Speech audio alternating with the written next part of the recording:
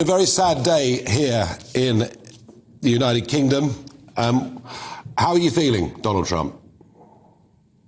Well, it is a sad day. It's sad all over the world. She was a woman that was just extraordinary, Nigel. Just an extraordinary woman, a great woman who could be greater than what she's done. And she did it so long, so well, and never made mistakes, if you think about it, right? Just never made mistakes. She was an incredible person. And it's a very sad day. No, she really was. And I know that your mother, who, of course, came from the Western Isles in Scotland, and you told me once that, she was a great fan of the Queen, wasn't she? She was. My mother came from Stornoway, and she loved anything to do with the Queen. She would watch if they had a ceremony, even the smallest of ceremonies. When the Queen was on, my mother would be there watching. She was a tremendous fan. She was a tremendous fan indeed.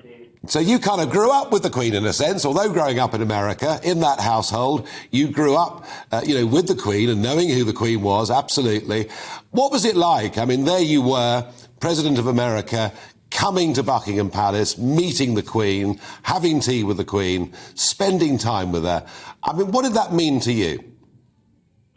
Well, we were going to spend just a short period of time, and we just got along really well, and we spent a lot more time than people thought, and it was really quite something. We just got along very well. We had a good chemistry, and then, as you remember, that evening there was a big celebration, and I sat next to the Queen, and we just talked all night long. She was incredible. She was incredible to speak to, and so sharp. Her mind was so sharp, and just to be with her was something very special.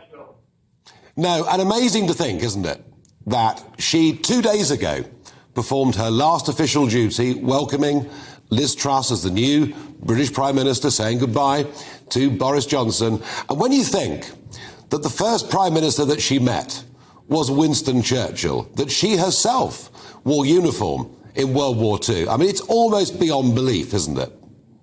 Well, it is, and she would stay out of controversy, and, there was always controversy with the family, perhaps, but she was so brilliant. And I'll never forget, I'd say, who was your favorite president? And she'd say, why, I liked them all. I liked every one of them. I said, no, but who did you like the best? Well, actually, I liked them all. I said, who is your favorite prime minister? Why, I loved them all. I liked them all, every one of them. She knew how to do it. She was a professional. You wouldn't walk out and say, she liked this one, she liked that one, she liked them all. And she was something very special. Well, she had a very, very special art of diplomacy. She was absolutely brilliant at dealing with questions like that. And can I just say a big thank you to you for coming on, joining us this evening, sharing your thoughts. And I know that right across, I think the entirety of the English-speaking world and beyond, she was this most extraordinary, astonishing figure. And I'm assuming that in America, there'll be a lot of talk, a lot of discussion about her, won't there? Well, this is a world event. This is a very, very sad day. It was a day that was coming, obviously, but it's a very sad event.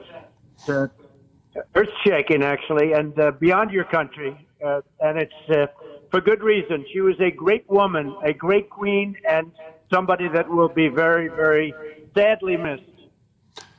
On that very, very strong note, Donald Trump, thank you very much indeed for joining us this evening. Thank you, Nigel. And paying your tribute. Thank you.